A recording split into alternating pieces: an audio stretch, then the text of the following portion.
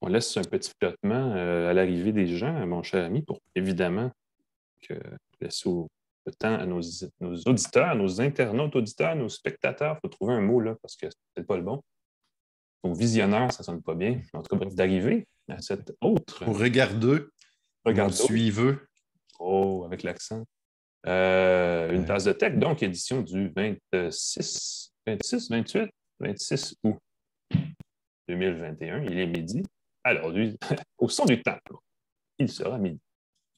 Avec mon Bonjour, Olivier Monsieur Pascal. Alain McKenna. Comment ça va? Je suis content de vous voir. Ouais. On va maintenant appuyer sur le petit bouton rouge pour se voir en personne. Alors, bonjour tout le monde, bienvenue à une tasse de tech. Aujourd'hui, on parle de choses sérieuses. On parle de Wi-Fi. Mhm. Avec cette élégante borne Wi-Fi en maillage signée TP-Link. Pascal, tu as une liseuse. Une Appareil liseuse gigantesque, qui donc permet d'écrire avec un pour stylet. Une lire des liseuse gros grand romans. format. Exact, Kobo. On reçoit Patrick Rousseau-Mathieu, qui est un expert en cybersécurité, pour parler de l'application VaxiCode. Parce que c'est ce qui est un peu la grosse nouveauté techno de la semaine. C'est cette application qui permet de contenir sur son téléphone, sur son iPhone d'abord, sur son téléphone Android éventuellement, le code QR qui prouve qu'on est vacciné contre la COVID.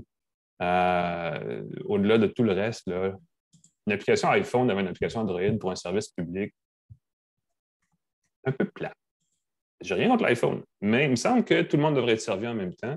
Je ne sais pas si c'est derrière, c'est les processus de développement et de publication qui sont différents d'une plateforme à l'autre, mais bon, on en parlera tout à l'heure. Entre-temps, moi, je vais vous montrer quelque chose de pas mal le fun, juste parce qu'on est entre nous, là. Euh, on se fait un petit party de douchebag, les amis. Il y a eu une grosse nouvelle, une autre nouvelle cette semaine qui, je ne sais pas si c'est les grosses, en fait, Pascal, tu pourras m'en parler, l'application OnlyFans, qui est un espèce de service de streaming par abonnement très populaire auprès des gens qui aiment se dévêtir, n'est-ce pas? A annoncé, suite à une ronde de financement, qu'elle ne voulait plus avoir de contenu à caractère pornographique, tollé généralisé dans la communauté du contenu pornographique, j'imagine. Et Scandale. finalement, l'application a reculé et est revenue sur ses positions antécédentes. Essentiellement, a critiqué les banques qui financent le service, parce que le service, semble-t-il, est encore en train de chercher du financement, quoi qu'il doit être profitable. Je ne peux pas croire la quantité de gens qui, semble-t-il, diffusent, influencent sur cette plateforme. Bref, ça doit faire du cash, mais longue histoire courte, ils sont donc un peu en travers de la gorge des investisseurs qui aiment les produits plus acceptables, plus familiaux. Donc, ils sont revenus. C'était donc l'occasion, tu sais, parce qu'on disait, on peut rigoler, on peut dire que OnlyFans, c'est le MySpace des sites 3X. C'est Ben, l'occasion c'est de une façon. lancer un nouveau service concurrent, mais là, bon, ben, ils sont revenus sur leur modèle précédent. Donc, ce sera une occasion réelle. Oui, OnlyFans, c'est une façon pour beaucoup d'influenceurs, et je mets toujours influenceurs entre guillemets, parce que je me demande qui ils influencent vraiment. Des jolies jeunes femmes peu vêtues qui se dandinent à la caméra, je me demande quelle influence ça peut avoir sur les gens. Et donc, ça permettait pour beaucoup d'influenceuses Instagram, disons-le, de monétiser leurs services plus intime, plus privé. Alors, venez me voir sur mon OnlyFans et beaucoup de femmes rapportaient. C'est un peu le principe des porn stars. Avant, c'était des actrices porno, c'était pas noble. En Mhm. créant le concept de porn star, ça devient wow, c'est pour ça qu'on a des poker stars maintenant. Avant, c'était des gamblers, c'était pas très chic. Maintenant, donc de rendre ça cute avec OnlyFans, de dire j'ai un OnlyFans. Et Oh là, je oui. peux dévoiler mon anatomie de façon plus discrète, moyennant en finance. Donc, le fait qu'ils disent qu'ils ne veulent plus avoir de nudité, je trouvais ça extrêmement hypocrite. C'est certain que Ouais. l'intérêt du service vient de chuter dramatiquement et ça ouvre la porte à des dizaines de concurrents qui, eux, vont être moins scrupuleux sur la quantité de chair qui est dévoilée. Soyons honnêtes, et j'ai fait de mauvaises liaisons à dessein. Honnête. Ouais. Soyons honnêtes, Honnête. la porno est quelque chose qui mène énormément des services comme TikTok. Et c'est peut-être pas de la pornographie hard, mais de la soft porn et souvent, là, je vois les vidéos les plus populaires sur TikTok et compagnie. Ça frôle souvent Ouais. le titillage. C'est pas exactement des confrontations d'idées entre Hegel et Nietzsche là, qui sont les plus. Exactement. Le niveau intellectuel est très bas. Mais Alain, il faut que je Oui. t'interrompe tout de suite parce que tu as négligé une partie super importante du podcast, c'est Ouais, la je m'en allais présentation de nos subtilement y partenaires. revenir, mais écoute, si tu Voilà, veux faire, allons-y de ce pas. voilà. Je laissais le temps parce que j'avais une vidéo sous la main, là, j'attends aux gens d'arriver. Mais effectivement, tu as raison, une tasse de tech chaque semaine, si on existe, c'est parce qu'on a des commanditaires, on peut le dire comme ça, n'est-ce pas? Et Exactement. si on est capable de parler avec une énergie incroyable, comme c'est le cas en ce moment, c'est parce qu'un de nos commanditaires, c'est la machine à café Jura, Ah, qui permet de créer à partir de grains tout à fait naturels, donc sans capsules, sans gaspillage, sans déchets, un café que Pascal est en train apparemment de déguster. Euh, Machine automatique, comme la mise au point de ma caméra apparemment, qui des fois décide de faire du flou. Mais moi, tu vois, j'aimerais ça en déguster en ce moment même. Malheureusement, je n'ai plus de lait. Moi, je trouve que le café est tellement bon sans Fan lait. du café au lait. Même si ce qui est bien avec la Jura E8, le modèle qu'on nous a offert dans le cadre de notre partenariat, qui me réjouit, je suis à ma 4e tasse en ce moment et j'en prendrai plus. Je coupe Mhm. avec du décaféiné pour ne pas être survolté tout le temps. On a un bel affichage qui affiche les boissons qu'on consomme. Donc, il y a une belle petite image comme un petit écran de iPhone En qui couleur. permet de voir les cafés. As-tu remarqué qu'il y a un mode intelligent? Normalement, on affichait 4 boissons, Mhm. mais là, comme je prends surtout l'excellent Americano et le café Barista, qui n'ont pas de lait, l'affichage, à un moment donné, c'est automatiquement ajusté pour n'afficher que ces 2 boissons-là. Donc, Ouais. automatiquement, on va déterminer les boissons qu'on consomme le plus pour les mettre en valeur sur l'écran. J'ai trouvé ça réjouissant. L'appareil est entièrement automatique. Le nettoyage est facile. On utilise des enzymes pour nettoyer le lait dans le petit dispositif pour Mhm. nettoyer le lait. Je trouve ça vraiment fantastique. C'est distribué par Edica. Si vous avez l'occasion d'aller à leur boutique, on a eu l'expérience de voir les machines, les essayer. Ils ont d'excellents conseillers pour vous dire comment utiliser votre machine et en tirer le meilleur. Ils peuvent même installer votre machine chez vous. Donc, ça peut être une option ben intéressante. Et je vois, depuis que j'ai ma machine, je vois les gens, j'ai un café au coin de ma rue, et il y a Oui. beaucoup de gens qui fièrement apportent un café, probablement un conjoint, conjointe, un coloc, et ainsi de suite. Et je me dis, s'ils avaient une machine Jura chez eux, ils n'auraient pas besoin de payer 4 5 pour un latte au café du coin. Ils pourraient le faire de chez eux C'est sans vrai que aucun les cafés latte problème. au café, c'est pas exactement les cafés à 1 $. T'as bien raison. Oh non, c'est pas donné. Ouais. On a aussi un autre partenaire, c'est Santec, qui est associé à l'ETS. C'est un incubateur montréalais par excellence pour les startups. Mhm. Beaucoup des invités qu'on a à une tasse de tech sont Ah des oui, membres, des partenaires, comment on sont dit ça, des incubés, essaimés de cet incubateur ou de XMV. cet accélérateur. Effectivement, il y a des belles trouvailles. On parle souvent de la difficulté de sortir des centres de recherche des entreprises viables. Le Santec comble ce vide-là, il le fait de belle façon. Donc, on est très content d'avoir le Santec comme commanditaire. Effectivement, Pascal. On a aussi TELUS et GoDaddy.ca qui sont nos partenaires. Alors, on en reparle un peu plus tard dans l'émission. Oui, Après monsieur. OnlyFans, est-ce qu'on passe à d'autres types? Une autre surprise que j'ai eue cette semaine, il faut que j'en glisse un mot. J'ai reçu une enveloppe en papier d'Amazon. C'est la première enveloppe que je reçois. Normalement, c'est des enveloppes assez caractéristiques de plastique. Mhm. Celle-ci est une enveloppe en papier. Ils sont en développement là-dessus depuis au moins 2019. Je ne savais pas. Et ils ont fait beaucoup Recyclable, de recherche et compostable, développement. réutilisable, hein. C'est ça qui est la C'est ça, particularité. Mhm. entièrement réutilisable et compostable. Donc, si jamais on ne veut pas la recycler, on peut la composter. Et il y a une espèce de mousse à l'intérieur qui est aussi faite de papier. Euh, Ils ont dû faire des tests pour que l'enveloppe en papier ait les mêmes propriétés, la même rigidité qu'une enveloppe de plastique pour faciliter l'emballage. Parce qu'au début, il était plus rigide, un peu comme du carton. Il semble que il était difficile de glisser des articles à l'intérieur. Et donc, ils ont travaillé très, très fort pour reproduire le dispositif qui va tester les enveloppes pour simuler comment on glisse un produit dans une enveloppe. Ils sont arrivés à quelque chose qui est très chouette. Je suis très fier et j'espère qu'Amazon va poursuivre dans... J'espère que ce n'est pas la dernière. Je ne sais pas Ben, c'est pourquoi un je... petit pas. Tu sais, toutes les grandes entreprises dans les technos et ailleurs annoncent des plans de carboneutralité, de réduction de l'empreinte et tout ça, puis on voit très peu de gestes concrets. Aussi petit ce geste peut-il être, quand même, une enveloppe, c'est le signe que peut-être que les emballages pourraient être de plus en plus compostables, recyclables, réutilisables ou faits à partir de matériaux recyclés et réutilisés parce que justement, il y a quand même une quantité phénoménale de plastique et de déchets dans ce filon-là. Puis il faut effectivement les réduire au maximum. Et le Deux plastique, mots hein, sur, toujours un problème.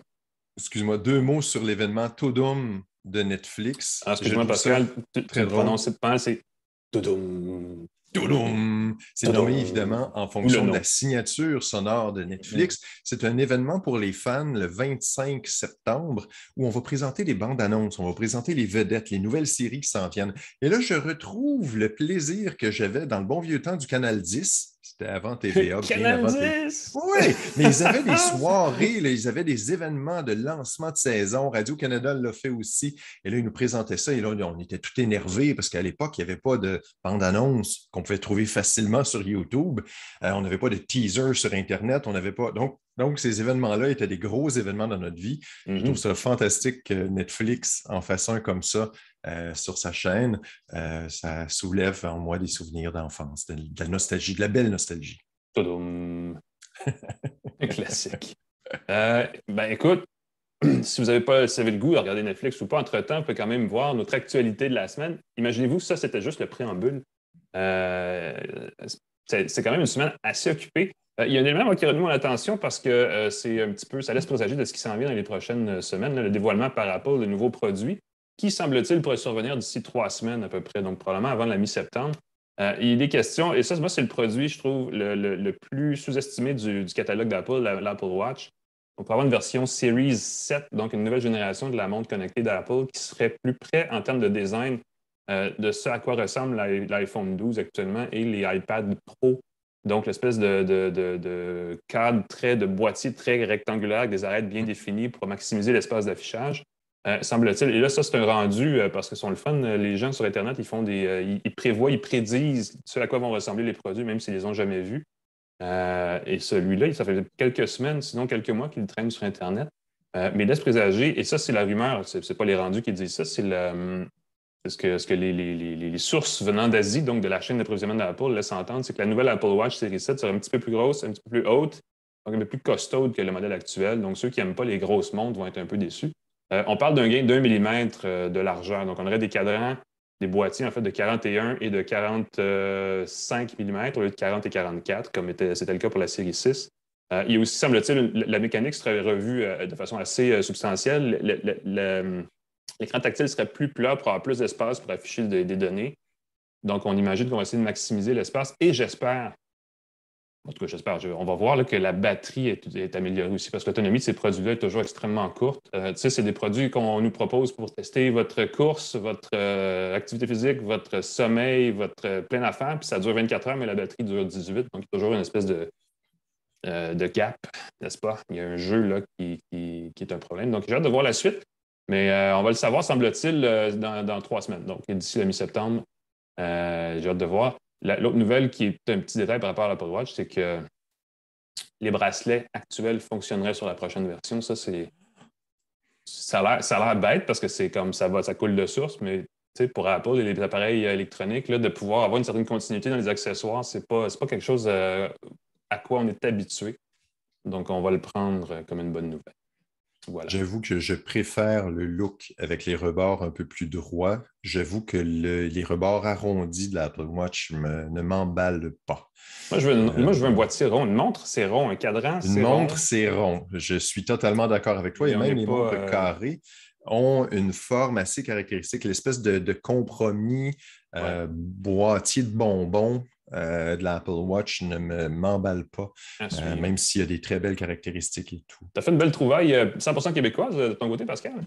La glacière Techno Génie, qui a été créée par deux étudiants des HEC, un étudiant et une étudiante. C'est une glacière réinventée. Il n'y a pas grand-chose de très, très techno là-dedans, sinon que c'est une alternative un peu geek aux super glacières de Yeti et d'Igloo. Elle a une lumière dans le couvercle qui permet de voir ce qu'il y a à l'intérieur. Il y a des divisions. La poignée de transport peut servir de tablette. On peut la précommander sur un site québécois de sociofinancement qui s'appelle La Ruche. Il est là ton angle techno, effectivement. Il est là, j'aime beaucoup l'idée. On connaît évidemment Kickstarter on connaît les autres services Indiegogo, ouais. Indiegogo, mais le site de sociofinancement québécois La Ruche, c'est plus près de nous. Ouais. Elle est 375 $. Donc, c'est une glacière quand même luxueuse. Je pense qu'on peut s'en procurer d'entrée de gamme. Alors, tu as dit à Moins 40 si ça se trouve, là, ouais, ça doit pas être très loin. Exactement. Mais il y a un beau logement, on peut ajuster ça pour ces canettes de bière, de la thèse, j'aime beaucoup ça. Et il y a de l'aérogel dans le couvercle, le matériau très isolant, très mince. Donc, j'aime beaucoup cette partie high-tech de la glacière. Et juste pour ça, ça vaut la peine peut-être de payer un supplément. La glacière va être plus spacieuse, même si elle a un volume similaire au modèle concurrent. Alors, on peut la recevoir l'an prochain si on continue de faire du camping. La mode se poursuit de rester au Québec ou autour de nous, de faire des longues distances en voiture, du van life. On peut avoir une belle glacière québécoise si on Je la dirais précommande ceci, maintenant. contrairement à la vanne de la van life, la glacière peut durer toute une vie. Hein. Ça peut durer vraiment longtemps, alors que la voiture, bon, évidemment, il faut en prendre soin, puis ça vieillit de façon inégale, ça dépend des modes, là, mais je peux vous dire qu'un Eurovan, un campeur Volkswagen, comme tout le monde rêve d'avoir, c'est fragile. Il faut faire attention. Du côté des nouvelles plus, je veux dire, pas sérieuses, mais plus financières, disons. Ça sonne sérieux quand même. La Banque nationale a annoncé hier soir un investissement de 103 millions de dollars dans une fintech, donc une technologie financière montréalaise qui s'appelle Flinks.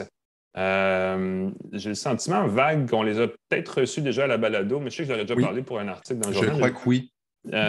Flink, c'est une plateforme en fait, d'information financière qui permet de faciliter les échanges de données entre, par exemple, votre banque et une application de finances personnelles pour votre téléphone. Donc, d'automatiser l'accès au compte pour avoir de l'information, pas pour avoir l'argent qu'il y a dedans, mais pour avoir l'information sur justement votre état, situation financière personnelle rapide, là, un petit survol pour faciliter certaines offres par exemple, de produits comme de l'assurance sur mesure, des prêts sur mesure, des choses comme ça. Donc, c'est annoncé comme un investissement dans Flinks hier soir. Et ce matin, finalement, on a appris que c'était plutôt une espèce d'acquisition de Flinks qui va être intégrée à la Banque nationale. Donc, c'est une petite histoire à succès pour une start-up montréalaise, on peut dire comme ça. Du 103 millions de dollars, il y a un 30 millions qui va aller en capital de croissance qui va être investi pour doubler la taille de l'entreprise Flinks qui veut attaquer le marché américain avec son offre de service. Donc, on sent qu'il y a une volonté là, de créer vraiment une plateforme plus large nord-américaine. Donc, félicitations aux gens de Flinks qui ont définitivement réussi à faire un beau geste. Ça a été créé, je pense, en 2017 ou 2019. C'est pas très vieux comme compagnie, donc comme on dit dans le langage, c'est un exit rapide qui doit faire l'affaire de pas mal tout le monde. Donc, bravo aux gens de Flix. Et j'ai hâte de voir comment la Banque nationale va se positionner. Très agressive ces jours-ci dans la finance personnelle vaguement techno. Là. Ils ont annoncé plutôt cette semaine de couper les frais de courtage direct sur leur plateforme. Ils vont chercher vraiment les gens qui ont le goût de gérer eux-mêmes leurs finances. Donc, ça va être définitivement à suivre cette histoire. Ben écoute, autre nouvelle, Pascal. En Afrique du Sud, celle-là quand même, mais on a des enjeux sur qui contrôle les télés là, du côté de Samsung. Oui, j'ai trouvé, la nouvelle fait réagir en ce moment. C'est au début du mois, ça a été tweeté sur le site de Samsung Afrique du Sud, donc le site Twitter le fil Twitter de Samsung Afrique du Sud. On a tweeté au début du mois que les téléviseurs avaient une protection contre le vol qui s'appelle TV Block, qui permet de désactiver à distance une télé volée.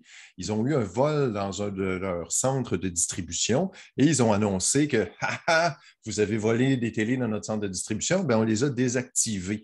Ce qui est tout à fait légitime quand on y pense, de permettre de désactiver des télés qui ne pourront plus être vendues. Ça va diminuer le recel et rendre la vie plus difficile aux voleurs. On sait que les options sont possibles. Les options similaires sont possibles avec nos ordinateurs, nos téléphones, nos tablettes. On va même bloquer ces appareils, ouais. Mais on peut les bloquer soi-même. Mm-hmm. Dans ce cas-ci, c'est Samsung qui, de façon assez unilatérale, encore une fois, c'était leur télé de leur centre de distribution, mais ça soulève beaucoup de questions au niveau de la vie privée. Est-ce que Samsung pourrait désactiver la télé de quelqu'un sans prévenir, qui regarde la télé dans son salon? Donc, ça fait réagir, ça fait poser des questions. Surtout qu'on a appris cette semaine une autre nouvelle pour les bidouilleurs, que si on tente de devenir super utilisateur root, entre guillemets, Ah de oui? son Galaxy Flip, c'est le téléphone pliant de Samsung dont on a parlé la semaine dernière, le Z Flip 3 ou le Z Fold 3 de Samsung, les fonctions liées aux caméras se désactivent. Il y a un petit message qui apparaît, OK, tu veux devenir super utilisateur, donc prendre le contrôle de ton téléphone, ben, tu ne peux plus utiliser la caméra. Et ça, c'est une autre chose qui fait que, ben, voyons, c'est mon téléphone, je devrais pouvoir le briser comme je veux, ou je devrais pouvoir en modifier le système à ma Mhm. guise. Évidemment, avec ma responsabilité, là, je prends la décision de modifier le système de mon téléphone. Donc, c'est très drôle. C'est toujours la question de est-ce qu'on est toujours vraiment propriétaire de son appareil? Quelles sont les limites de ce qu'on peut faire avec un appareil ou non? Encore une fois, on ne dit pas là, que Samsung ne va pas désactiver votre téléviseur, ce n'est pas ça. Sauf que de voir que des fonctions comme ça existent sans nécessairement Toujours des le limites, ouais. dévoiler, que ce ne soit pas bien connu et une caractéristique dont on a le contrôle, ça soulève des bonnes questions. Mais de savoir qu'on va pouvoir enregistrer son téléviseur et dire il est à moi et pouvoir nous-mêmes le désactiver à distance, c'est une fonction que j'espère pouvoir avoir dans mon prochain téléviseur. Évite de se faire voler son téléviseur, ça serait bien. Bon point. Merci Pascal. On va passer Ben, au de segment rien. entrevue. Je te laisse nous présenter le segment, tandis que je bidouille dans Zoom pour accueillir notre invité. Ben oui, l'entrevue de la semaine d'une tasse de tech est présentée par GoDaddy, qui offre un moyen facile de créer un site web personnalisé et professionnel pour votre entreprise. GoDaddy.ca. Jetez un coup d'œil si vous avez besoin de modifier votre site web, de créer un nouveau site web, de juste brainstormer un site web qui vous serait utile pour une petite entreprise, un projet que vous avez. Jetez un coup d'œil. GoDaddy.ca, c'est facile et c'est très, très, très professionnel et beau. Ce qu'on peut faire Merci. sans infographiste, rien, juste avec les modèles qui sont suggérés. Ouais. Surtout qu'on parle de virage numérique depuis longtemps, alors c'est l'occasion pour les petits entrepreneurs d'y penser. Il s'est passé quelque chose de le fun pour les gens qui ont iPhone. L'application en jaune ici là, est apparue dans l'App Store. Vaxicode qui permet de prouver au monde que, premièrement, je m'appelle Alain McKenna et deuxièmement, ça a l'air que je suis adéquatement protégé. C'est une application qui utilise le code QR émis par le site Clic Santé là, après la double, même la simple vaccination. Je ne sais pas comment ça marche quand on en a juste un ou zéro. En tout cas, j'ai pas testé jusque-là, mais évidemment, ça soulève des enjeux. Au niveau technologique seulement, là, parce qu'on est ici pour parler de techno, moi, j'ai dit pourquoi une version, tu sais, il doit y avoir une version web, je ne peux pas croire, il doit y avoir une version universelle. La version universelle, c'est que vous n'avez pas de téléphone, on vous envoie une petite carte plastifiée par la poste, donc c'est pas super high-tech. Pour en parler, parce qu'il y a des limites, il y a des questions, puis il y a des critiques, évidemment. Donc, est-ce que c'est un compromis acceptable ou pas? On a invité Patrick Mathieu, qui est un expert en cybersécurité pour la compagnie LogMeIn, mais qui est aussi cofondateur du Hackfest, donc il connaît beaucoup les gens qui bidouillent et qui peut nous parler justement de certains essais, certaines limites qui ont été trouvées sur cette technologie, si on peut le dire comme ça. Salut Patrick! Salut, merci de m'inviter. Ben écoute, merci d'être avec nous. Parlons un peu parce que je pense que vous avez regardé ça de votre côté dans la communauté du Hackfest, l'application Vaxicode. Est-ce que c'est une application qui est parfaite? J'imagine que non. Non, ben c'est ça. Nous, on a commencé à regarder, à parler de ça. Ça fait 5-6 mois avant que les applications arrivent. Et quand ils ont débuté les codes QR à les transmettre, la communauté a regardé. Fait que, le Hackfest, là, vite comme ça, c'est un événement en sécurité informatique, mais on a une communauté de presque 2000 personnes qui s'intéressent à la sécurité, au hacking, etc. Puis il y a plusieurs personnes qui nous ont envoyé des problématiques qu'on a transmises au gouvernement du Québec. Fait que, il y en a eu plusieurs, même avant que le Vaxi-code, le scanner officiel apparaisse. On a, je pense, répertorié 4-5 problématiques techniques qu'on a envoyées au gouvernement qui ont fixé. Puis là, le logiciel est sorti depuis hier. Puis oui, déjà, la communauté a déjà commencé à regarder, puis je vous dirais qu'il y a déjà des problèmes de sécurité en place. C'est un peu triste parce que ça Ouais, fait c'est quoi beaucoup de les mois exemples qu'on quand on passe dit là-dessus. quel genre de problème on peut trouver?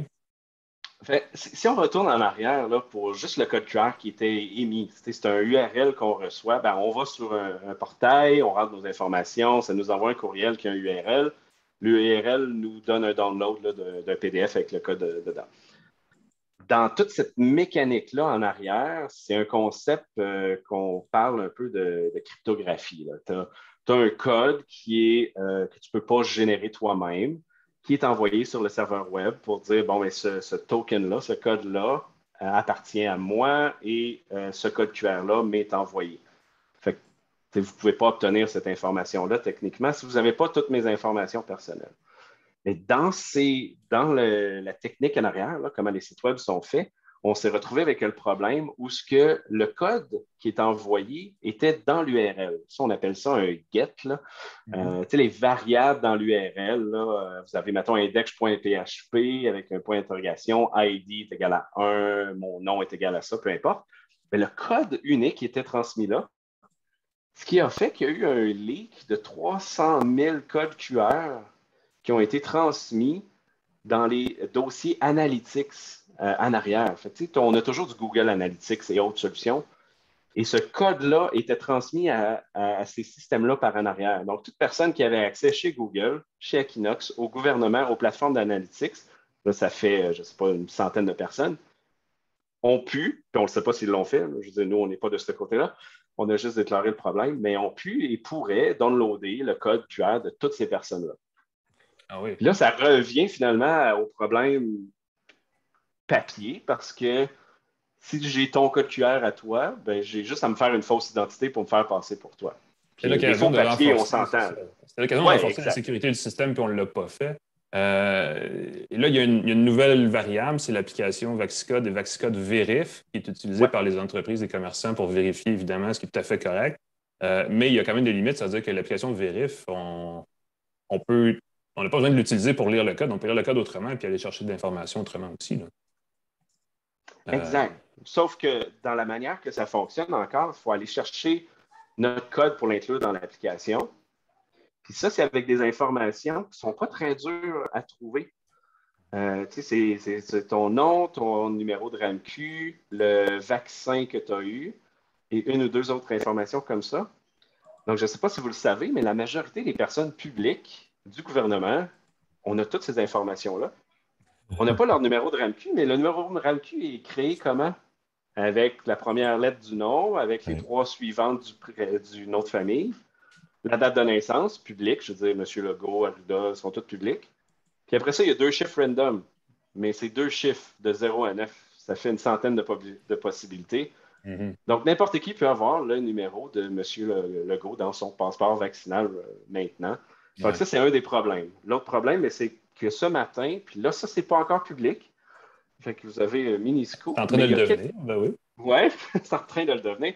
Mais quelqu'un aurait réussi à faire de faux codes QR qui seraient validés correctement par l'application.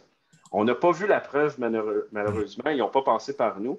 Comme je disais, le Hackfest utilise le concept de divulgation responsable, Responsible Disclosure, où quand quelqu'un trouve un problème dans des systèmes gouvernementaux, on fait la personne dans le milieu, la liaison, avec le gouvernement pour qu'il fixe les problèmes. Puis c'est tout. Les problèmes que je viens de dire, ils ont été fixés. Mais là, malheureusement, ça risque de sortir dans les nouvelles aujourd'hui, comme quoi que peut-être il y aurait des fausses identités possibles. Oui, puis c'est un peu ça le message qu'on veut envoyer, c'est que souvent, on est confronté avec, surtout au niveau public, avec des gens qui voient le côté légal. Ils disent, on peut pas contrefaire un code QR parce que c'est illégal.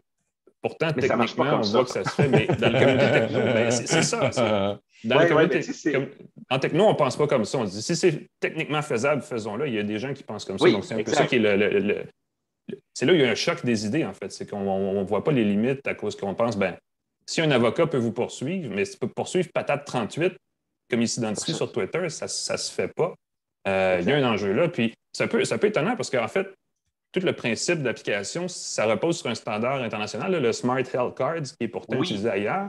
Mais le problème de ce protocole-là, c'est qu'il n'a pas été fait pour présenter au restaurant, au bar, etc. Il est fait pour être un carnet de vaccination ouvert que tu présentes à tes médecins qui, eux, sont dans un ordre de médecins vérifiés qui ont accès à cette information-là.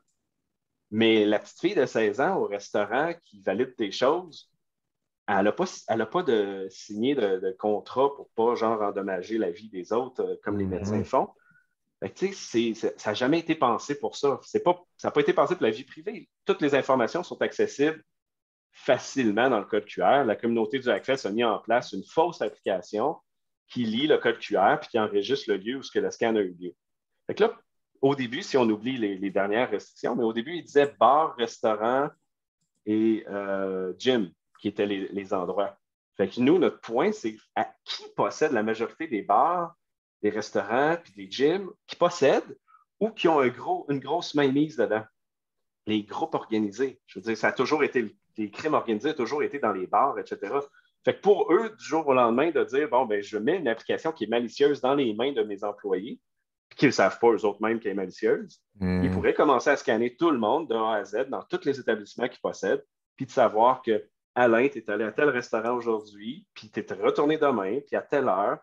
Puis après ça, c'est la corrélation des données.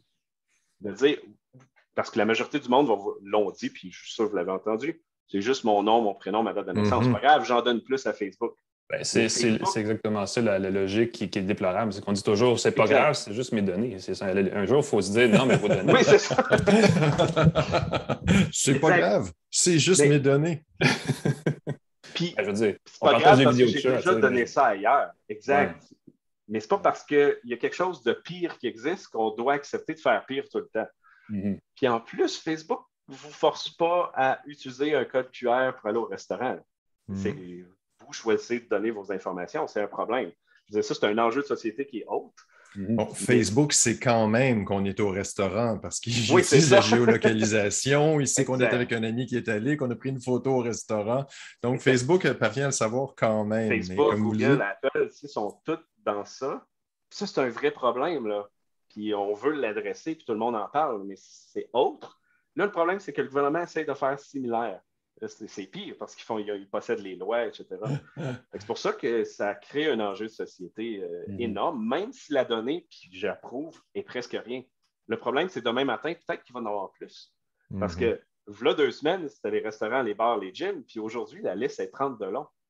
Fait que ça l'a déjà augmenté en termes de contrôle. On parle de passeport pour voyager à l'international basé sur le même plus ou moins standard là, qui est le standard international. Donc, c'est exactement ça. C'est qu'on néglige toujours la sécurité. C'est comme on oublie toujours de penser à cet enjeu qui est pourtant devrait figurer en tête de liste. Là. Je pense que le plus gros enjeu sur la sécurité, si vous travaillez en tant que développeur, dans les firmes qui développent des applications, vous regarderez au Québec, Canada, partout, là, je veux dire, c'est standard.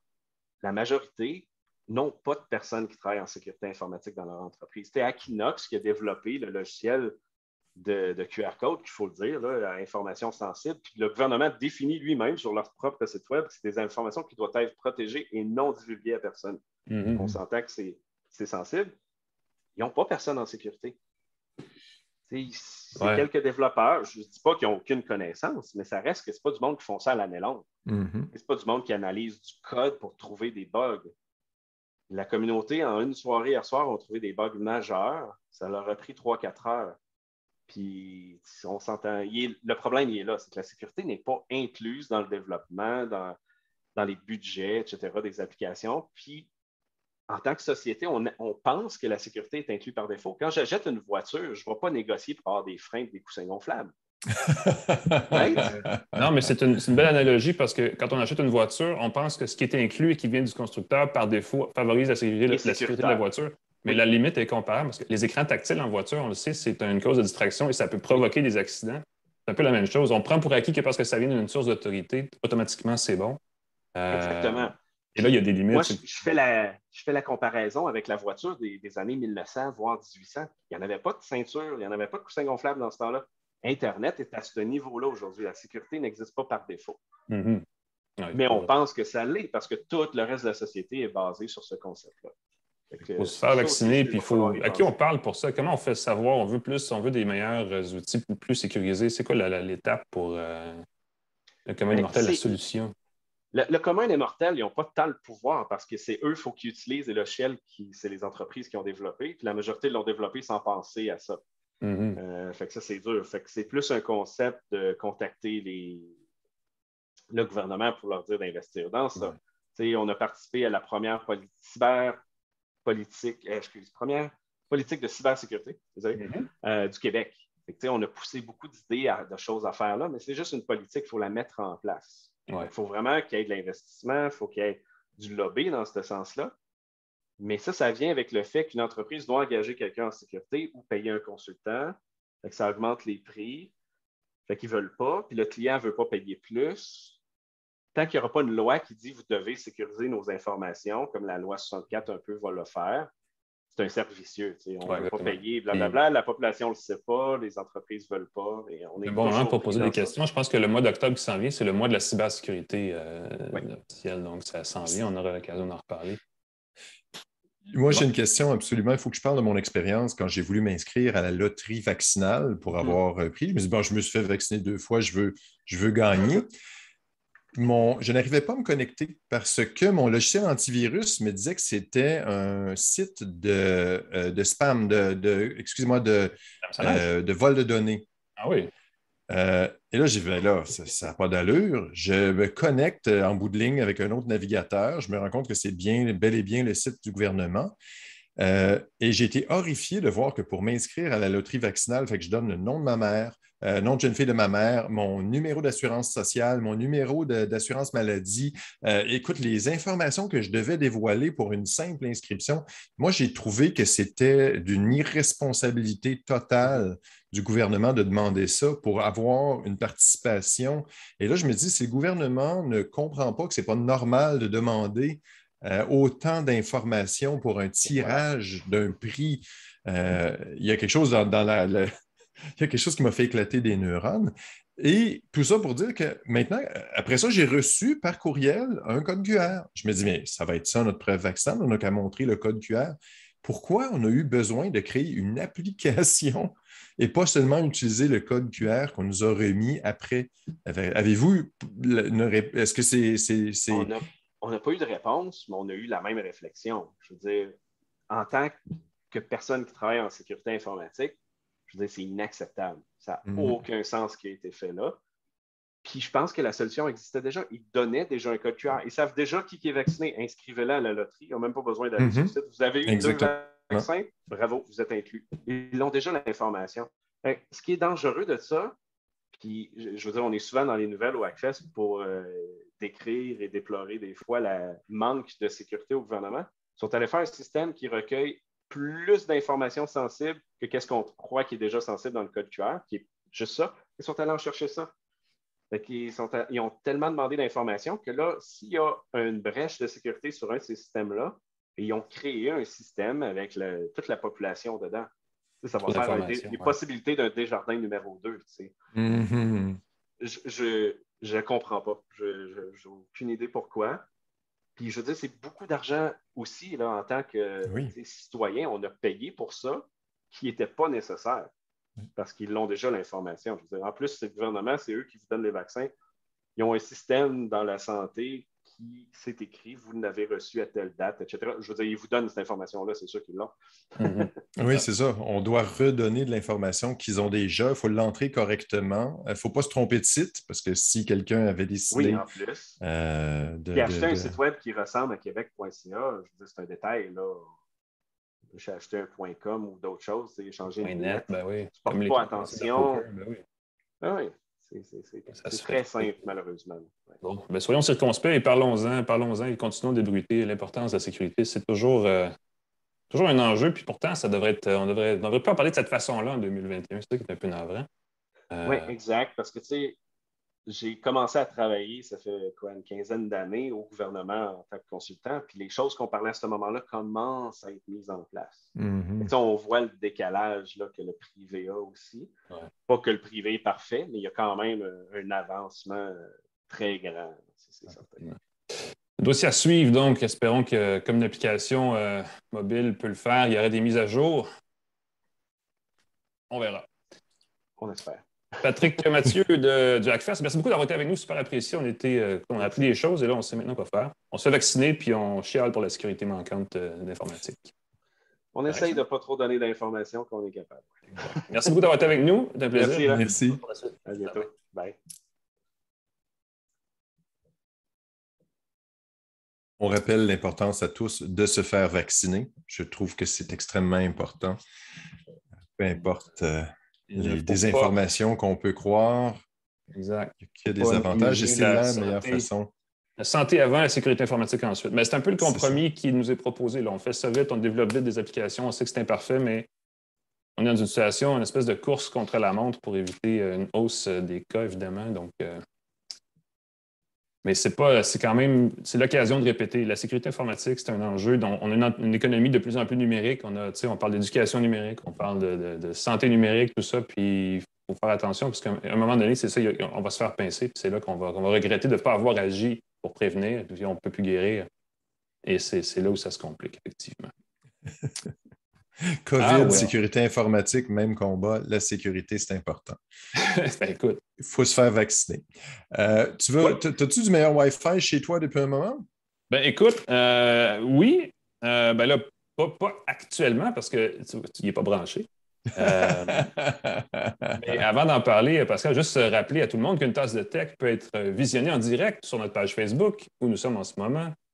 Vous pouvez aussi nous consulter ou aller consulter en fait toutes nos émissions sous forme vidéo sur notre chaîne YouTube, / une tasse de tech. Et bien sûr, la balado est disponible en version audio sur les plateformes Apple, Google, Spotify, Pocket Cast. L'autre jour, j'ai dit République Audio, il doit en exister d'autres, ils ne me reviennent jamais. Et donc, partout, on trouve de bonnes balados grâce à notre partenariat avec C23, qui est le groupe numérique de la grande famille Cogeco. Il nous permet de rayonner, n'est-ce pas, au-delà des frontières imaginables de mon bureau, qui n'est pas si grand que ça. Donc, heureusement qu'on a un partenariat là-dessus. Et justement, maintenant qu'on en parle, puisqu'on a parlé de l'auto-vaccin, je vais parler de l'auto-tasse de tech. On va faire tirer dans les prochaines semaines auprès de nos abonnés, nous aussi, mais on ne demande pas de numéro d'assurance sociale. On ne veut pas rien savoir sur votre carte d'assurance maladie, on espère, et on recommande que vous allez vous faire vacciner. Mais ça n'a rien à voir avec ce qu'on fait. On fait par contre tirer, on parlait de santé, un bracelet d'exercice connecté Huawei et des écouteurs FreeBuds 4i qui, à part que c'est écrit Huawei dessus, sont excellents. Il n'y a pas grand-chose à dire. Ça fonctionne avec des téléphones Android et peut-être pas iPhone, par exemple, parce que ça prend l'application santé. Là, pour le mettre à jour, pour avoir les options avancées. Exact. Donc, ça fonctionne avec des appareils Android qui sont d'autres marques, donc il n'y a pas de problème. Et ils font un étonnamment beau travail. Évidemment, ceux-là sont dans la boîte, donc je ne les ouvrirai pas, mais pour en avoir essayé dans le passé, j'ai toujours été surpris. Et entre vous et moi, je suis surpris de comment Huawei imite très bien ce qu'Apple fait pour offrir des services qui ressemblent beaucoup, donc qui fonctionnent à peu près de la même façon. Donc, c'est une façon pas chère d'avoir un genre de service comparable à ce qu'on peut trouver sur d'autres produits plus haut de gamme. Pour participer au concours, vous allez sur notre page Facebook, facebook.com/, vous vous abonnez à notre page, vous suivez notre balado. Vous pouvez aller le faire aussi sur notre YouTube, mais c'est surtout sur Facebook qu'on va aller chercher les noms des gens pour faire le tirage, qui aura lieu dans quelques semaines, probablement à la fin, je dirais à la fin septembre. Ça aurait du bon sens. Et là, tout d'un coup, paf, parlons de Wi-Fi. Pascal, comme tu le mentionnais plus tôt, j'ai reçu au courant de l'été et j'ai donc eu le temps en masse de les essayer. Ces appareils, en fait, il y en a deux. Ils ne sont pas petits, hein, vous le voyez, c'est deux espèces d'énormes... des bornes Wi-Fi... Des grosses bouilloires. Wi-Fi 6, qui s'appelle Deco X90. C'est la compagnie TP-Link qui vend ça. Je peux vous montrer le dessus, c'est le petit logo de TP-Link ici. C'est du Wi-Fi 6. Et là, vous dites, ben c'est cool, c'est le dernier cri. Wi-Fi 6, la différence entre ça et Wi-Fi 5, c'est qu'on peut brancher plus d'appareils au réseau. Donc, ce n'est pas nécessairement une révolution en termes de débit et tout ça. Mais dans le cas de ces appareils-ci, c'est probablement les plus rapides en termes de débit sans fil que vous pouvez trouver sur le marché. On parle d'environ 5 mégabits, c'est pas vrai, 5 gigabits seconde.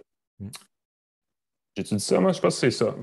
Écoute, intuitivement, je te dirais que c'est ça, mais c'est peut-être... tu vois, tu as port Internet de 2,5 gigabits, plus 1 gigabit dans tes notes. C'est d'un coup une panne de cerveau. Ça va vite. Il y a 4 antennes. En fait, il y a 6 antennes, donc 2 qui servent pour se connecter entre les deux bornes. Il y a 4 antennes au total qui servent pour connecter des appareils. Il y a du 5 GHz, du 2,4 GHz. Ça va vite, peu importe sur la fréquence sur laquelle vous vous connectez. Donc, ça fonctionne avec tous les appareils Wi-Fi.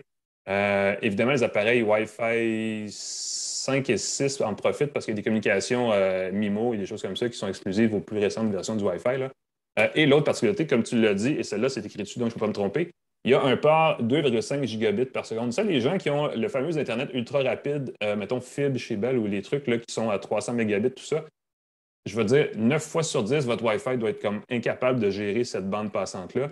Lui, pas de problème, vous branchez ça là-dedans et ça va vite. Plus vous êtes près de la borne, évidemment, plus ça va vite. Mais le défaut de cette borne-là, et c'est son principal défaut, c'est que la qualité du réseau se dégrade le plus rapidement à mesure que vous prenez des distances par rapport à d'autres produits de marque Linksys, par exemple, même les Hero, là, qui maintenant appartiennent à Amazon, font un petit peu mieux quand on se tient à une certaine distance. La portée d'un réseau Wi-Fi, normalement, c'est environ une dizaine de mètres. S'il n'y a pas de mur, s'il n'y a pas d'obstacle, s'il n'y a pas d'obstruction, et eux sont un petit peu plus courts là-dessus.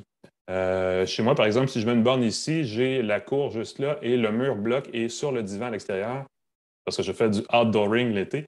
La connexion n'est pas super sur ma tablette. Donc, il y a vraiment des petites lacunes comme ça. C'est dommage parce que c'est la plus rapide, mais à courte portée. Donc, dans une pièce, ça fly sans bon sens. On peut l'étendre avec plus d'une deuxième borne. Si vous voulez, il y a des bornes qui existent, non seulement X90, qui est cette gamme-là, mais aussi la gamme X60, qui est une gamme plus compacte, moins chère. Et on peut les ajouter puis créer vraiment un réseau en maillage extrêmement grand. Si vous avez un manoir, là, c'est exactement ça que ça vous prend. Je vous l'ai montré tout à l'heure, il y a 2 ports USB. Il y a 2 ports Ethernet, 2 ports réseau, mais il n'y a pas de port USB. Pour les gens qui ont une imprimante à la maison, puis qui se branchent, puis qui partagent, ou qui ont un disque réseau qui le branche ici, puis il n'y aura pas cette fonction-là. Ça prend vraiment un port réseau, non pas un port USB pour partager ses périphériques. Ça, c'est une lacune que je trouve un peu fâcheuse. Et pour finir avec tout ça, il y a 2 choses. Il y a une suite logicielle, parce que ça se configure super facilement. On le branche et quand on branche la deuxième borne, on n'a même plus besoin de l'identifier. Elle se branche automatiquement au réseau de la maison et elle trouve tous les paramètres qu'il faut. Donc ça, c'est super brillant. C'est vraiment extrêmement intuitif. Ça vient avec l'application mobile Déco pour régler le nom du réseau, les trucs comme ça. Et dans cette application-là, il y a un onglet Service, il appelle ça Home Services, donc service pour la maison, où il y a un anti-malware, un anti-logiciel malveillant, il y a un antivirus et il y a un autre truc, contrôle parentaux, tout ça. C'est super agréable, c'est bien paramétré. Malheureusement, ça coûte des sous à chaque mois. Donc, c'est un service pour lequel il faut s'abonner. Et ça, c'est la fâcheuse manie des fabricants d'appareils de vouloir générer des profits récurrents avec des services qui, normalement, devraient être inclus gratuitement. Mais bon, ça, c'est à vous de voir. On peut juste être un peu plus vigilant puis s'en prémunir sans avoir à payer pour la suite logicielle. Mais les réglages parentaux, eux, sont accessibles gratuitement. Et si vous avez une grande famille et vous trouvez qu'ils sont trop souvent sur leurs appareils mobiles, ben, ils sont très efficaces, les contrôles parentaux. Ça, je peux vous le dire. Ils bloquent que ce soit une quantité de temps ou un horaire prédéfini par jour ou par semaine. Ça fait du beau travail.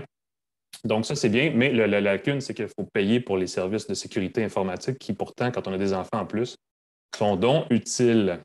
Je pense que c'est moins de 10 par mois. C'est entre 6 et 10 par mois. C'est pas très coûteux. Il doit y avoir une période d'essai gratuit, j'imagine, pour quelques mois. Il me semble que c'était 1 an ou 2 quand j'ai acheté mon modèle précédent.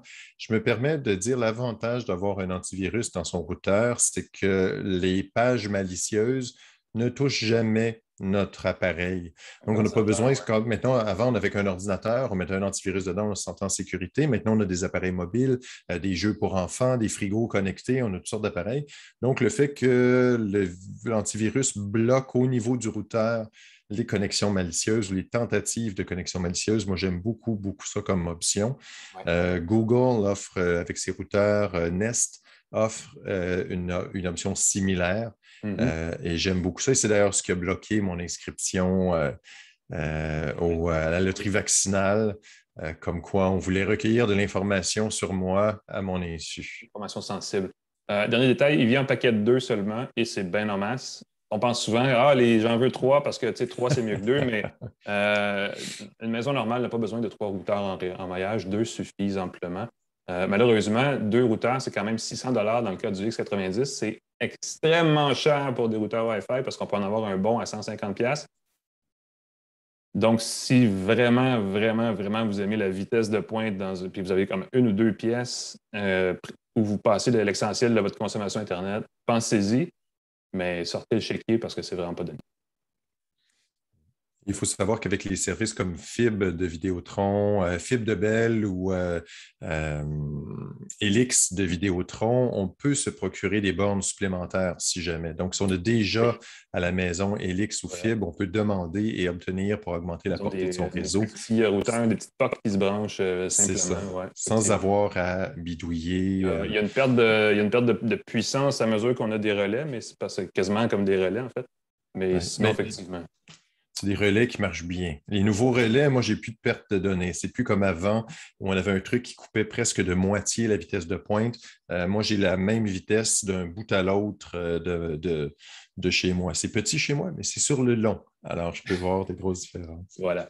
T'as-tu, par hasard, toi, Pascal, passé du temps à lire cette semaine? Des gros oui, monsieur. Écoute, je l'ai reçu il y a quelques mois, donc j'ai pu en faire l'expérience. C'est la liseuse Ellipsa de Kobo. J'ai un faible pour les liseuses, j'ai un faible pour les appareils avec du papier électronique. C'est doux pour les yeux. Ça remplace évidemment les nostalgiques de la sensation et de l'odeur du papier. Je vous dis, c'est comme avoir une nostalgie pour les chars à bœufs et l'odeur qui l'accompagne. Donc, moi, je C'est suis. pas fin, ça? Non, non, mais c'est tout à fait ça. Là. Ah, moi, je suis nostalgique. Non, écoute, à un moment donné, il y a des choses, on passe à l'ère moderne et on est content. Et l'ellipsa, ce qui était fantastique, c'est qu'on pouvait l'utiliser avec un stylet. Oui, ça, Donc, c'est je un me gros dis, truc ça pour y est, Kobo, là. c'est exactement, c'est l'alternative à la Remarkable, c'est l'alternative aux tablettes en papier électronique Books qu'on aime beaucoup. Et ben, je vous le dis tout de suite, j'étais un petit peu déçu parce que c'est une liseuse qui est coûteuse. Écoute, elle est combien? Surtout, surtout grosse aussi, en fait. C'est ça qui est fou. Elle est grosse, c'est 10,3 pouces, ce qui pourrait être un avantage, mais c'est 499 $500 quand même. C'est ça, c'est 10 pouces de diagonale, donc c'est chouette, mais c'est lourd. C'est beaucoup plus lourd qu'une liseuse, presque le double, et l'étui qui était offert avec au lancement, si je ne m'abuse, est lourd aussi. L'étui, c'est Normalement, latéral, là, c'est pas vers le haut, là, c'est c'est comme un ça, c'est livre. une espèce de rabat en cuirette qu'on replie par-dessus la liseuse, qui se détache d'ailleurs. Ah bon? Ça ressemble un peu à certains étuis du iPad. Ouais. Un des premiers iPads avait une couverture similaire qui se replie. Ah. Et il y a une espèce de coque en plastique qui recouvre la liseuse, mais qui ajoute un rebord à la liseuse. Alors, quand on tente d'écrire, au lieu d'être une surface lisse, on a le petit rebord qui empêche d'écrire correctement. Et j'ai été un peu déçu des possibilités de lecture. Évidemment, des mises à jour pourraient l'améliorer, mais j'ai senti qu'il y avait un bon flottement quand on écrivait. On écrit parfois, moi j'ai l'habitude d'écrire avec du papier électronique, alors j'écrivais à mon rythme habituel. Et tout à coup, j'écrivais des mots entiers avant qu'ils n'apparaissent. Ah, ça, c'est Donc, tu as frustrant, l'impression ouais. d'écrire dans le vide, tu ralentis, whoop, ton mot apparaît, alors tu es obligé de faire de corriger. Tu as les fonctions habituelles de reconnaissance d'écriture qui, évidemment, à moins d'avoir une écriture impeccable, donnent ce que ça donne. Les résultats sont parfois fantastiques, mais il faut avoir une écriture assez constante, sinon ça ne fonctionne pas bien.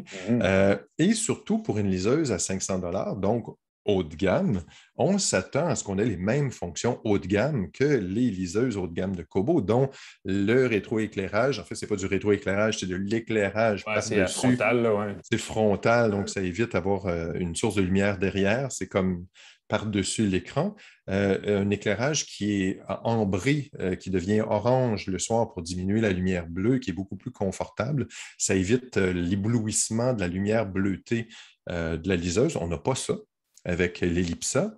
Et on n'a pas non plus de bouton pour changer de page. Donc, il faut taper l'écran physiquement pour changer de C'est page. fâchant, ça, ouais, c'est Et agaçant. c'est dommage parce qu'on prend l'habitude, vite en tenant, d'ailleurs, il y a un côté de la liseuse qui est un peu plus large que Grosse l'autre, marge, ouais. justement pour le tenir. Et moi, j'avais l'habitude, avec une autre liseuse de Kobo, de garder mon pouce ici et de pouvoir tout simplement changer de page. Mais là, il faut physiquement que je touche l'écran à chaque fois, ce qui est un embêtement, surtout que la liseuse est lourde. Alors, si on l'utilise sur un bureau, si on l'utilise pour travailler, mais si on est couché sur le dos en lisant, ça devient rapidement C'est pas un agréable. problème. Non, mais Ben oui. souvent, quand je lis avant de me coucher, c'est 700 grammes à bout de bras, ça a l'air de rien, mais c'est beaucoup plus lourd. La synchronisation se fait avec différents services. Ça sauvegarde en PDF, PNG ou JPEG, donc ça permet d'exporter ces papiers. Le stylet a besoin d'une pile. Et là, je me dis, mais il faut remplacer de temps en temps la pile du stylet. Il On coûte a trouvé mieux, il me 14,80. semble, dans d'autres marques, là. Exactement. Les stylets de la tablette Remarkable, c'est des stylets qui n'ont pas besoin de recharge. Donc, il faut le penser. Évidemment, c'est une petite pile AAA qui ne coûte pas grand-chose, mais c'est quand même un peu décevant. Il faut remplacer les embouts aussi. Ça, c'est assez standard. Mais c'est 5 embouts pour 14,99. Donc, son compte s'en servir pour écrire une expérience d'écriture qui, je ne répète, ne m'a pas semblé très, très satisfaisante. Risque de coûter cher à la longue si on appuie beaucoup. C'est un peu comme ça dépend toujours de la pression avec laquelle on écrit sur la liseuse. Et je n'ai pas trouvé non plus que la surface était super agréable, contrairement à celle, je compare toujours à l'espèce de Cadillac des tablettes en papier électronique, la Remarkable, où je crois qu'ils ont bien réussi l'impression du papier. La sensation du papier est bien reproduite avec la Remarkable. Ce n'est pas tout à fait le cas avec la Kobo. Donc, on peut s'en servir pour noter. Moi, je me disais, on va pouvoir lire d'un côté et prendre des notes de l'autre. On ne peut pas. On va pouvoir annoter des PDF. On ne peut pas, les PDF qui sont protégés. Donc, si on veut signer un document, on ne peut pas. On ne peut pas, si on emprunte des livres de la bibliothèque et qu'on prend des notes sur le livre, ça disparaît quand on retourne le livre. Finalement, il n'y a que les livres achetés par Kobo, grosso modo, qu'on peut annoter. Il faut être les 3 personnes qui aiment l'écosystème de Kobo pour en profiter pour la peine. C'est ça, et c'est sûr que si on trouve des livres sur Internet, ce que j'imagine beaucoup de gens font, c'est la liberté qu'on peut avoir parce que c'est compatible avec le format ouvert EPUB. Et j'ai dit AAA, c'est une pile 4A. Oh, on n'en voit pas souvent des comme ça. C'est une pile 4A. Oh. J'ai dit AAA parce que c'est petit, mais non, j'ai réalisé que c'était 4A. Et j'ai regardé 2 fois, j'ai pris une photo, c'est bien quadruple A. Ouais, donc, ouais. c'est une pile qu'on ne pourra pas trouver au Dollarama par défaut. C'est pas très coûteux. Ça dure quelques mois, donc ce n'est pas toutes les semaines qu'il faut la remplacer. Mais d'avoir un stylet avec une pile quadruple A, c'est embêtant. Donc, c'est un très beau premier modèle. C'est très intéressant comme idée. J'ai trouvé que dans l'accomplissement, dans la réalisation, c'était moins... pour 500 $. En retard sur ce qui se fait mieux. Ouais. C'est ça, mais sérieusement, la Remarkable, le logiciel s'améliore sans cesse, devient une option de plus en plus intéressante. Et évidemment, il y a peut-être la Ellipsa 2 qui va, j'espère, avoir un étui plus élégant, être plus mince, plus élégante et surtout pas de rebord dans l'étui. Je trouve ça incroyable qu'il n'y ait pas... Évidemment, ça protège bien. Moi, je pense que c'est pour un usage scolaire, pour remplacer un bloc-notes, peut-être pour les étudiants. Ils ont perdu un peu de leur... tu sais, on avait le Kindle et le Kobo avant, puis le Kobo, c'était canadien. Puis là, depuis, ils ont été achetés par Rakuten. Maintenant, c'est japonais. Ils ont perdu un petit peu de leur élan de ces dernières années, Kobo. C'est un peu dommage. C'est un peu dommage. Ce n'est pas un mauvais produit si on veut une grosse liseuse, mais c'est une grosse liseuse coûteuse qui n'a pas les avantages de la liseuse un petit peu plus petite, moins chère et tout aussi performante. C'est ça. Exact. Merci Pascal, c'est très instructif. On sait maintenant qui peut et qui veut et qui ne veut pas. En tout cas, c'est sûr que c'est mieux de la lire, en tout cas, sur goût, j'imagine, mais lire sur plus petit, c'est plus confortable dans le numérique. Mais prendre des notes, si on veut prendre des notes, il ne faut pas que l'expérience soit au niveau là, irréprochable quasiment pour que ce soit utile, sinon ça lasserait. Sinon, c'est pas agréable. L'expérience n'est pas agréable. C'est la fin de notre balado. Sur ce, mon cher ami, on remercie encore une fois nos commanditaires, TELUS, le Santec, les machines à café Jura et GoDaddy, qui font chacun à leur façon des choses tout à fait intéressantes dans leurs créneaux respectifs. Comme nous, chez Une Tasse de Tech, qui vous amenons chaque semaine, n'est-ce pas, la fine parole technologique sur un paquet de sujets. On va faire la même chose encore une fois la semaine prochaine. J'aimerais vous dire c'est quoi, mais je n'ai pas encore finalisé, ficelé. On est toujours à l'affût des nouvelles technologies. C'est toujours les dernières nouvelles technologiques et les nouveaux produits qu'on a dans nos... Si vous en redemandez, on vous invite à aller voir notre page Facebook, facebook.com/une tasse de tech, d'aller écouter nos archives. On en a, écoute, ça fait 6 saisons, là, ça fait beaucoup de stock. Encore très pertinent. Vous allez sur les plateformes de balado de votre choix. On a aussi les vidéos sur YouTube, youtube.com/une tasse de tech. Vous pouvez vous abonner. Je le rappelle, on a un concours auprès de nos abonnés. On va faire tirer dans quelques semaines des produits électroniques tout à fait séduisants auprès de nos abonnés seulement. Donc, il faut être abonné pour qu'on puisse vous identifier, parce que si on ne vous identifie pas, on ne vous inclut pas dans le tirage. Pascal Forget, je te remercie à nouveau d'avoir été avec nous. Toujours intéressant. Merci beaucoup, Alain McKenna. Je te souhaite une bonne fin de semaine. On se reparle la semaine prochaine dans le cadre d'une autre tasse de tech. À la semaine prochaine. Salut Pascal, salut tout le monde.